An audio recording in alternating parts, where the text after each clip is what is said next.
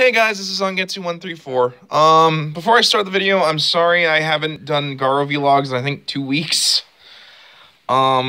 Just my schedule with work's been a lot tighter, so I really haven't had time to watch the episode and then record. But I'm gonna make it up because this is gonna be a special one. Tomorrow you're gonna get a new Zangetsu Reviews Garo chapter the Black Wolf episode. But today I'm doing kind of something a little bit different. So, I know in the papers, but like yesterday or the day before, Adam West passed away. And I'm sure most of us in the Watchtower and in fandom in general, my fans of my show will attest, he was the very first Batman in the Batman TV series. I will admit, my first influence to Batman was not the Batman TV show. In fact, my first viewing of him was Batman the movie, the Adam West TV show Batman movie. I think that was really the first I ever saw of it, because I think I saw the show after that. I was really young, and I'd found this Batman movie that I had never seen before, and I popped it in. I'm like, this doesn't look like the Keaton films or Batman Forever and Batman and Robin. I enjoyed it regardless, but I knew there was something up with that, and you know, my parents told me, obviously. I have seen the show now here and there. It's fine for what it is. It's a silly show. Like, they knew it was silly. But you know, Adam West is really great in it. You know, he knows what he's doing, and he gives Batman kind of a gravitas or seriousness, even though it's silly and cheeky, but like, you can at least tell he wants the character to be interesting in a way, I guess.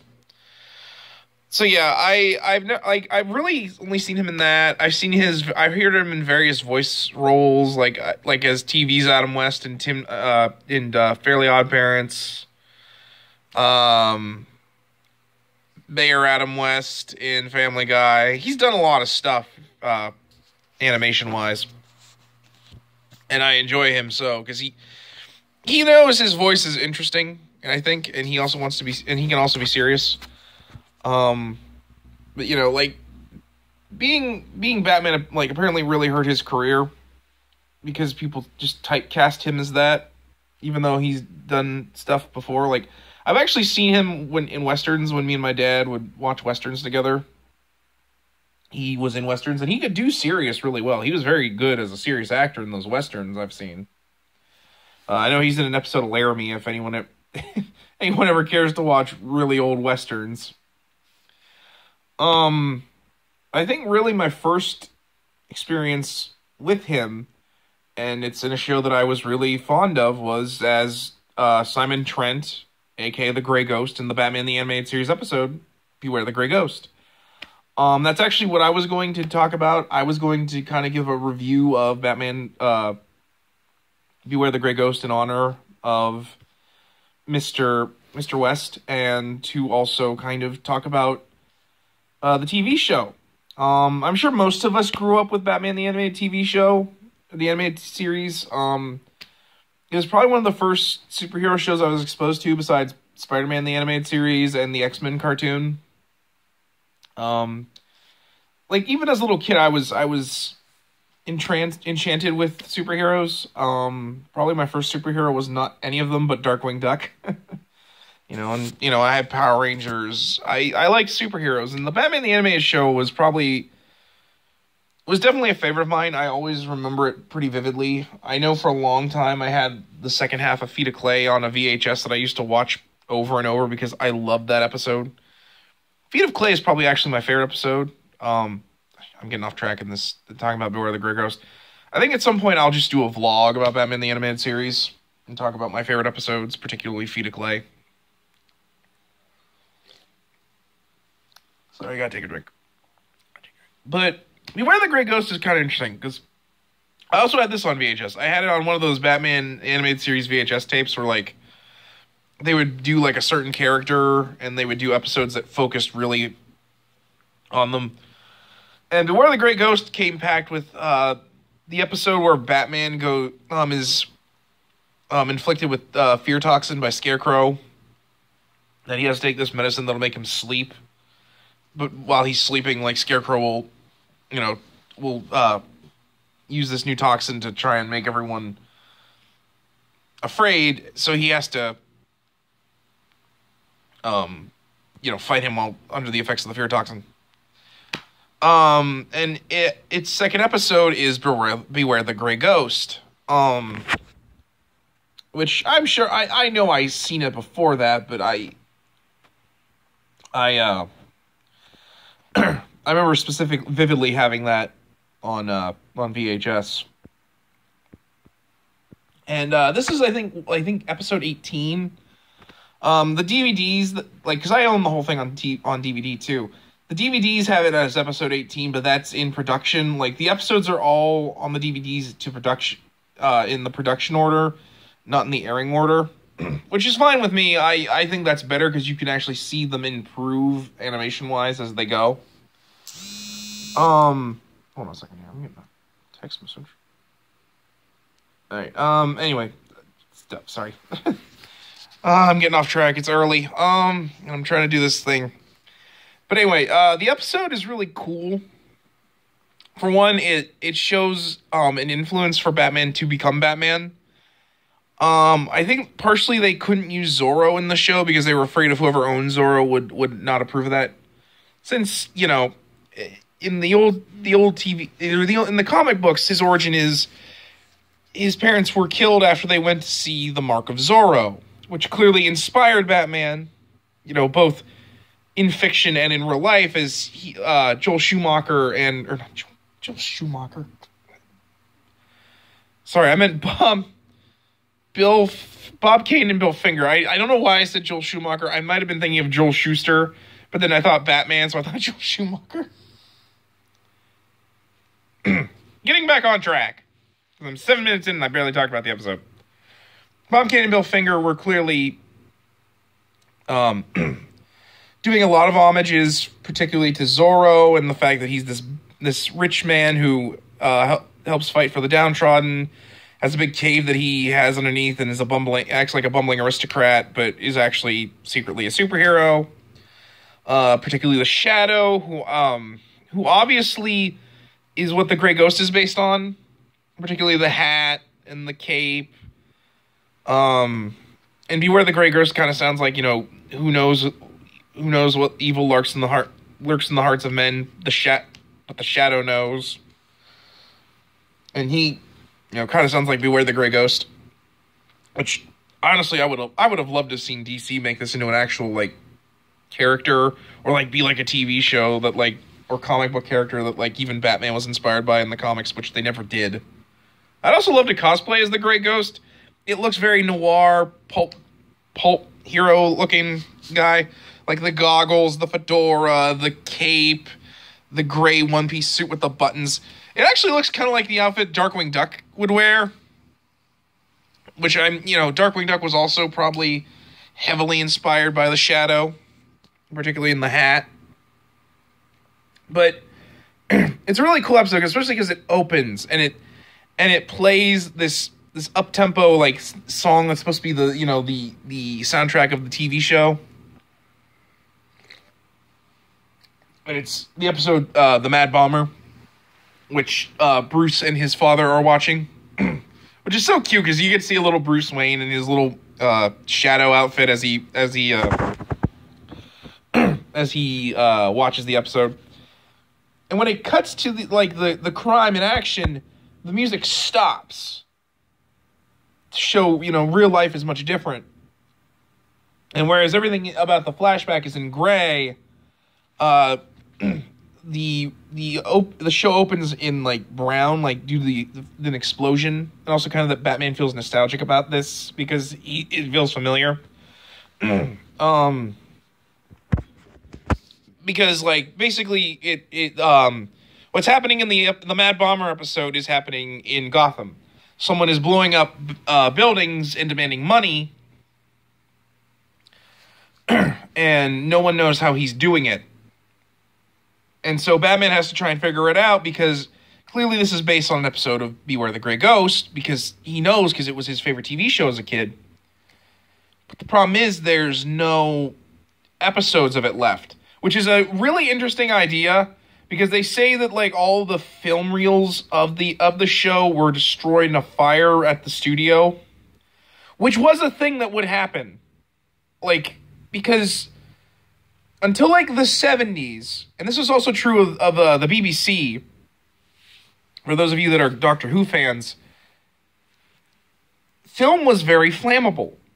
You know, and a lot of companies would just erase and burn, either erase the tapes or just throw them into piles and burn them because they couldn't store it. It wasn't as easy as, you know, putting it on a flash drive or videotapes. Videotape was one of the reasons why we have so much of this on DVD, is because it's easier to store than these huge film reels. And so Batman doesn't know how to find it. So he can't find the videos, so he decides to go to the actor, Simon Trent, played by Adam West. And Adam West plays this character very, very well. For one, he plays it... It's very much, I think, it's inspired a little bit about his life, because Simon Trent is a down-on-his-luck actor trying desperately to get his career going again. And no one wants to hire him because they just remember him as the Grey Ghost. Which is a shame because, again, much like Adam West, Simon Trent clearly is a decent actor. Like, and so he not only that, he's surrounding himself in his memorabilia because it's the only thing he has left. And he's had to, like, constantly sell his memorabilia to this toy store called Yester Toys, which is kind of neat because it also kind of hits me because this is like you know, this nerdy guy, you know, opens a store based on all of his classic toys that he used to play with as a kid, and they you know brought meaning to him, so he sells them, and it's like a nostalgia store, like which is kind of cool because you can see all sorts of like references to like classic movies and stuff. Like you can see the robot from Forbidden Planet in there. But yeah, you know, he's down on his luck, and so he has to sell his stuff. You know, and he also kind of hates it just because of the fact that it's kind of ruined his life in a way. You know, which is a really dark thing to talk about. But Batman, the animated series, love talking about how fame sometimes has a cost that you're not prepared for, and if you're not careful, it can destroy you. And so Batman buys the stuff back, and then has the guy come out and talks to him because he knows that it's very much the Mad Bomber episode, and he's hoping Simon can tell him something. And then he runs and he goes back to his apartment. You know, Batman's there, and the two of them talk. And he's trying so hard to like connect with this man because it's one of the few happy moments of his childhood that he has anymore.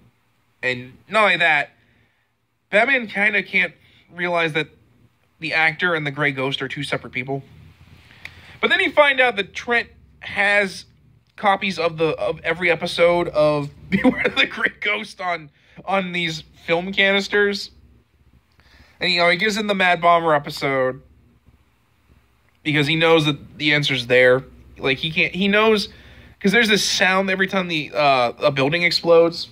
And when Batman pops the film reel in and watches it, which is hilarious, because Alfred makes him popcorn, and he's sitting there eating popcorn, just like, oh, this is so cool. It's just like when I was a little kid, except Daddy's not alive. My parents are dead. Okay, no, that doesn't happen. Would have been hilarious if it happened, though. Sorry, gotta have a drink.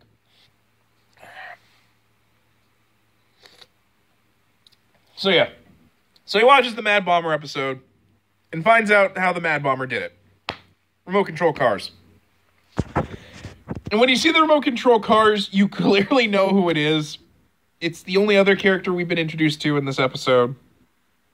Because it's clearly not the Grey Ghost, because this man is poor and can barely afford like a 2-room apartment, since he has to sleep on his chair. But yeah, you know, and so Batman gets into shenanigans trying to stop the bomber, and is saved by Simon Trent wearing his Grey Ghost costume, which is so cool because clearly Batman's inspired him, and his words kind of make him realize that, this man was clearly inspired by him, was his hero. So, and he wants to just find some way to recatch his youth. And so he dons the Grey Ghost outfit and helps Batman. And it's really cool. And he even takes the Grey Ghost back to the Batcave while they look for fingerprints on the car, on one of the toy cars. Because one of them was a decoy. And he managed to... but it also has, like, the Grey Ghost insignia on it. Clearly this is merchandise. Which, again, pretty much hints who it is. That's my only complaint this episode, is it's way too obvious who the bad guy is. And the bad guy's kind of lame, but... Otherwise, it's a great episode. And he brings back the Batcave, and you find out that the Batcave is modeled after the Grey Ghost lair. In fact, it's like a replica of the Grey Ghost lair. And Batman even talks about shows him his little shrine dedicated to the Grey Ghost, which is kind of weird for Batman to fanboy over a character, but it's not out of the realm of realism for me for Batman, because Batman always has shrines dedicated to things. Batman is very much a character who is trapped in the past, obviously, because he does this because his parents died in front of him. But he has the giant penny and the dinosaur robot, all these little shrines to his cases. So having a childhood shrine to, like, his favorite character, he has the toys, his little Grey Ghost outfit on. It's just kind of a nice little moment to show that Batman clearly is inspired by this man and the Grey Ghost and what the Grey Ghost stood for. And so they figure it out, and it's the toy guy, because he's spent too much money on toys. Yeah, it's kind of weak. But Batman gets attacked by the toy maker, by the toy guy. I want to call him the toy maker, but he's not the toy maker.